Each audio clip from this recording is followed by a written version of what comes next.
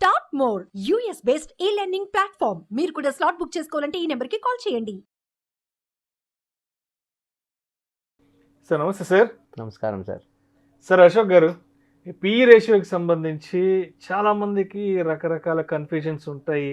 మరి ఇలాంటి డైలమాలోనో లేదంటే కన్ఫ్యూజన్లో ఉండే వాళ్ళకి పిఈ రేషియోకి సంబంధించి మీరు ఎలా సింప్లిఫై చేసి చెప్తారు అందరికీ కూడా? సార్ ఇప్పుడు పిఈ రేషియోలో ఒక్క పిఈ రేషియో లేదు, 7 ఉంది. 7 పిఈ రేషియో ఉంది టోటల్గా. ఫర్ ఎగ్జాంపుల్ మీరు ఏదైనా ఒక ఎగ్జాంపుల్ తీసుకోండి. ఫర్ ఎగ్జాంపుల్ టాటా మోటార్స్కి సంబంధించి 7 పిఈ రేషియోలు వస్తాయి. ఒకటి Nifty PE, broader market PE, తర్వాత ఆటోమోటివ్ ఇండస్ట్రీ పిఈ, ఆటోమొబైల్ ఇండస్ట్రీకి ఒక పిఈ ఉంటుంది. Got it. థర్డ్ టాటా మోటార్స్కి ఒక పిఈ ఉంటుంది. కరెక్టా? టాటా మోటార్స్ కాంపిటీషన్కి ఒక పిఈ ఉంటుంది. ఎంత అయింది?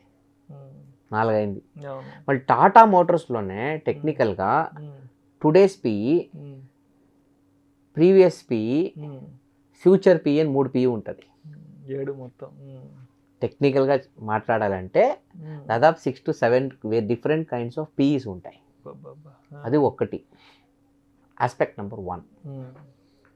సెకండ్, పిఈ అనే కాన్సెప్ట్ ఇండస్ట్రీకి వేరే అవుతుంది.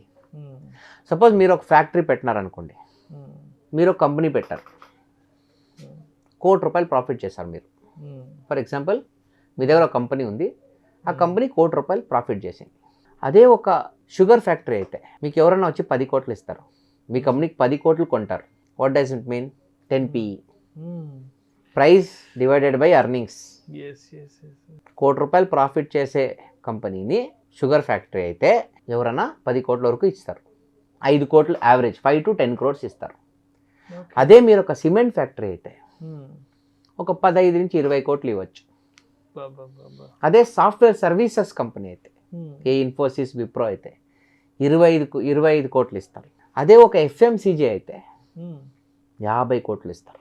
Depends upon the business model. Industry model. Sugar ఫ్యాక్టరీకి 10 కోట్లు ఇస్తే జ్యూస్ ఫ్యాక్టరీకి 50 కోట్లు ఇస్తారు. వై? ఎందుకంటే industry to industry the business potential అనేది వేరీ అవుతుంది. ఎగ్జాక్ట్లీ, అవును. ఫర్ ఎగ్జాంపుల్ సిమెంట్ ఫ్యాక్టరీకి హెవీ ఇన్ఫ్రాస్ట్రక్చర్ కావాలి, దానికి స్టిమ్యులస్ కావాలి ఎన్నోసార్లు to sustain, to get more profits. Policies benefit కావాలి, ఇన్ఫ్రాస్ట్రక్చరల్ బెనిఫిట్స్ కావాలి. అదే ఒక ఎఫ్ఎంసీజీ అయితే కొన్నిసార్లు ఎమర్జింగ్ కంపెనీస్ కూడా 100 times పీ ఉంటాయి. ₹1,00,00,000 కంపెనీకి ఎంత ఇస్తారో 100 కోట్లు ఇస్తారు. సింపుల్ ఎగ్జాంపుల్ చెప్తాను. నైకా అనే ఒక కంపెనీ ఉంది, కాస్మెటిక్స్. 1000 పీ ఉంది ఒకప్పుడు. జస్ట్ ఒక 6 నెలల ముందర 1000 పీ ఉండేది. తను 1 కోటి ప్రాఫిట్ చేస్తే 1000 కోట్లు ఇస్తూ ఉంటారు valuation. Listed company. Stupid. It makes no fundamental sense. ఇంకో ఎగ్జాంపుల్ చెప్తాను. ఇన్ఫోసిస్ ఈరోజు ఆ ఇండస్ట్రీ పీ వచ్చి 25 రఫ్లీ. ఇన్ఫోసిస్ పీ ఎంత ఉందో నాకు ఐడియా లేదు. మేబీ 25 to 30 రేంజ్లో ఎక్కడో ఉంటుంది ఇన్ఫోసిస్ కూడా. కానీ ఇదే ఇన్ఫోసిస్కి 20 ఏళ్ల క్రితం 100 పీ ఇచ్చేవాళ్ళు. అంటే ఈరోజు ఇన్ఫోసిస్ ₹1,00,00,000 ప్రాఫిట్ చేస్తే మీకు 25 కోట్లు ఇస్తారు. అదే ఈ ఇన్ఫోసిస్ 20 ఏళ్ళు ముందు ₹1,00,00,000 ప్రాఫిట్ చేస్తుంటే 100 కోట్లు ఇస్తూ ఉండే. Why? Because that Infosys was small. The potential to grow big is very very high. But today Infosys is an elephant. ఆ లెవెల్ పొటెన్షియల్ ఉండదు. సో షేర్ బజార్లో ఏ స్టాక్కైనా ప్రైజ్ ఇవ్వడం ఎందుకు?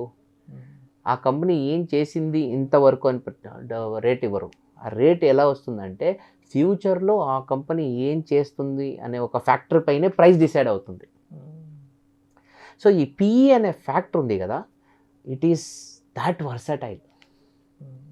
సో దాన్ని ఐసోలేషన్గా చూస్తే క్లారిటీ ఉండదు. లో పిఈ అంటే చీప్ కంపెనీ, హై పిఈ అంటే కాస్ట్లీ కంపెనీ కాదు. It's not like that.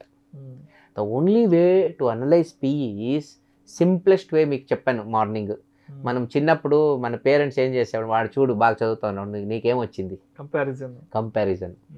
ఇక అప్పట్లో కంపారిజన్ తప్పు, అవన్నీ చేయకూడదు. అది బెంచ్ మార్కింగ్ అంటాను నేను. That is not comparison, it's benchmarking. He is doing good, I want you to go towards him, which is good. మనం బెంచ్ మార్క్ చేయమా? ఇప్పుడు మనతో కంపెనీ ఉంది, ఆ పెద్ద కంపెనీ ఉంది, దాని లెవెల్కి మనము ఒకరోజు పోవాలి. That's not comparison, I call it bench marking. You should bench mark somebody.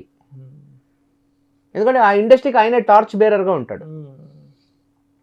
So ఎప్పుడైనా కానీ ఆ ఒక పీఈని ఐసోలేషన్గా చూడకూడదు, దానికి ఏది ఐడెంటిటీ ఉండదు.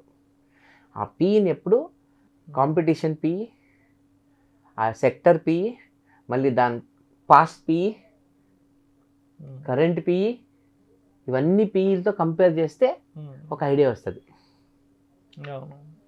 పంజాగుట్ట సోమాజిగూడలో రేట్ ఎంత అని అడిగితే ఒక మెంబర్ అది కాస్ట్లీనా చీపా ఎవరికి తెలుసు. ఓకే, సోమాజిగూడ సైట్ ఇంత రేట్ ఉంది, పంజాగుట్టలో ఇంత, జూబ్లీస్లో ఇంత, నువ్వు హైదరాబాద్లో ఇంత, హైదరాబాద్ యావరేజ్ రేట్ ఇంత, బెంగళూరు కంపేర్ చేస్తే ఎంత, ఇవన్నీ ఇన్ఫర్మేషన్ ఉంటే ఈజీగా కంక్లూడ్ చేస్తారు మీరు. Somajiguda is fairly priced, I think this is a good price to buy. Same way ఈ అన్ని పీఈలు స్టడీ చేసే మనము డిసిషన్ తీసుకోవాలి.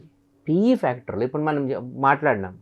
ఫర్ ఎగ్జాంపుల్ అర్నింగ్స్ 25% పైన ఉండాలి, మళ్ళీ డెట్ 2x మీద కన్నా పైన ఉండకూడదు. అలా పీఈకే రూల్ లేదు. నేనేమన్నా 10 పీఈ కింద పైన ఉండే కంపెనీ, సాఫ్ట్వేర్ కంపెనీలు వద్దంటే గొప్ప కంపెనీస్ అన్నీ ఎగ్జిట్ అయిపోతాయి, ఎందుకంటే they are high. And ever growing industries, emerging markets, ఇప్పుడు ఆర్టిఫిషియల్ ఇంటెలిజెన్స్ వచ్చింది, machine learning, okay, all these new deep learning methodologies అని ఈ ఇండస్ట్రీలో పనిచేసే కంపెనీలు ఉంటాయి కదా, వాళ్ళందరూ వాల్యుయేషన్ పిచ్చి ప్రైస్లో ఉంటాయి. That's because people think that these industries will do extremely well in the future. So ఈ అన్ని ఫ్యాక్టర్స్ పెట్టుకుంటే మీకు జడ్జ్మెంట్ ఈజీ వస్తుంది. Best example is the site. అలా మీరు అనలైజ్ చేసుకొని కంపేర్ చేసుకున్న తర్వాత కంక్లూడ్ చేస్తేనే లాజిక్. ఒక స్టాండర్డ్ ఫిగర్తో కంపేర్ చేయలేము. 10,000 per square feet, below is good, above is bad, no. What if Panjagutta is 20,000? What if Bangalore is 40,000? 10,000 cheap. This is in a nutshell. ఈ 6 ఫ్యాక్టర్స్ని లాజికల్గా చూసి బెంచ్ మార్కింగ్ చేసి comparison చేసి ఇండస్ట్రీతో validate చేసి historic P అని confirm చేసుకొని అప్పుడు decision ఇస్తే దానికి ఒక విలువ ఉంటుంది, ఒక లాజిక్ ఉంటుంది. Right, this is in a nutshell. Thank you so much Ashok garu. PE ratio గురించి చాలా క్రిస్టల్ క్లియర్గా, డీటెయిల్డ్గా, చాలా సింప్లిఫై చేసి మార్కెట్లోకి కొత్తగా వద్దామనుకున్న వాళ్ళకి, రీసెంట్గా మార్కెట్లోకి వచ్చిన వాళ్ళకు కూడా అర్థం అయ్యే విధంగా చాలా థియరిటికల్గా, చాలా మంచి ఎగ్జాంపుల్స్తో మీ అనాలిసిస్ తెలియజేశారు. Thank you so much sir. Thank you sir.